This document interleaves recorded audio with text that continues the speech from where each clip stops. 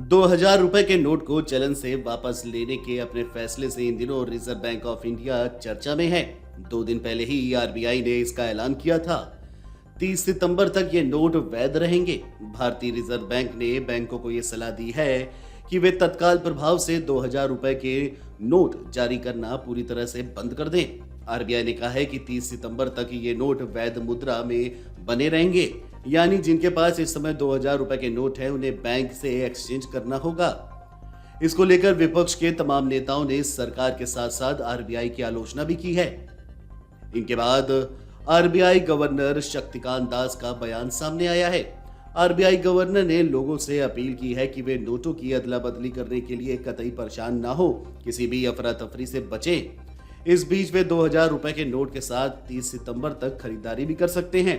RBI governor ने कहा कि 2000 के नोटों की छपाई बंद हो चुकी है। 4 महीने का समय दिया गया है, कोई जल्दबाजी की जरूरत नहीं है।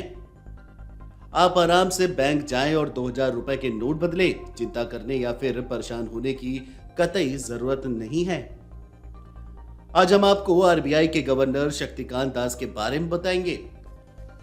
शक्तिकांत दास वही शख्स हैं जिनके हस्ताक्षर से देश में नोटों की छपाई होती है, जिनके हस्ताक्षर आपको मौजूदा समय के सभी नोटों में दिख जाएंगे। तो चलिए जानते हैं कि आरबीआई गवर्नर की सैलरी कितनी होती है। मौजूदा गवर्नर शक्तिकांत दास कौन हैं? शक्तिकांत दास मूल रूप से ओडिशा में रहने वाले हैं। वे 1980 बैच के तमिलनाडु कैडर के आईएएस अधिकारी हैं। शक्तिकांत दास वित्त आयोग के सदस्य भी रह चुके हैं। दास को एक ऐसे व्यक्ति के तौर पर जाना जाता है जो जटिल मुद्दों पर आम सहमति बनाने में विश्वास रखते हैं। शक्तिकांत दास ने दिल्ली विश्वविद्यालय से इतिहास में स्नातकोत्तर किया है। 2008 में उन्हें पहली बार वित्त मंत्रालय में संयुक्त सचिव बनाया गया था। उस वक्त पी चिदंबरम वित्त मंत्री थे। वहीं नरेंद्र मोदी सरकार के सत्ता में आने के बाद शक्तिकांत दास दूसरा कार्यकाल पाने वाले रिजर्व बैंक ऑफ इंडिया के पहले गवर्नर हैं। 1980 बैच के आईएएस दास ने 10 दिसंबर 2018 को यह पद संभाला था। 2021 में उनका कार्यकाल 3 साल के लिए बढ़ा दिया गया था। 2018 में उन्होंने उर्जित पटेल की जगह ली थी।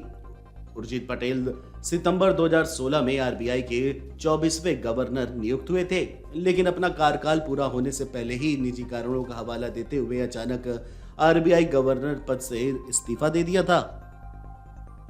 वही शक्तिकांत दास वित्त मंत्रालय के डिपार्टमेंट ऑफ इकोनॉमिक्स अफेयर में ज्वाइंट सेक्रेटरी, बजट, तमिलनाडु सरकार के राजस्व विभाग में कमिश्नर और स्पेशल कमिश्नर, तमिलनाडु के इंडस्ट्रीज डिपार्टमेंट में सेक्रेटरी और अन्य विभिन्न पदों पर रह चुके हैं। आरबीआई गवर्नर शक्तिकांत दास की सैलरी तकरीबन 2.5 लाख रुपए प्रति माह है। हालांकि कुछ मीडिया रिपोर्ट्स का दावा है कि इस साल उनके वेतन में बढ़ोतरी हुई है। अब आरबीआई गवर्नर का वेतन 3.5 लाख रुपए हो गया है। इसके अलावा आरबीआई गवर्नर को सरकार की तरफ से आवास, गाड़ी, ड्राइवर और अन्य सुविधाएं भी मिलती हैं। इसके अलावा आरबीआई गवर्नर के बाद 4 डिप्टी गवर्नर हैं। इनमें महेश कुमार जैन, एमडी पात्रा, एम राजेश्वर राव और टी रविशंकर शामिल हैं। चारों डिप्टी गवर्नर का वेतन तकरीबन 2.25 लाख रुपए प्रति महीने होता है। डिप्टी गवर्नर को भी सरकार की तरफ से कई तरह की सुविधाएं दी जाती हैं। Video desk amarujala.com। मन से उजाला कर चले, मन से उजाला कर चले, एक अमर उजाला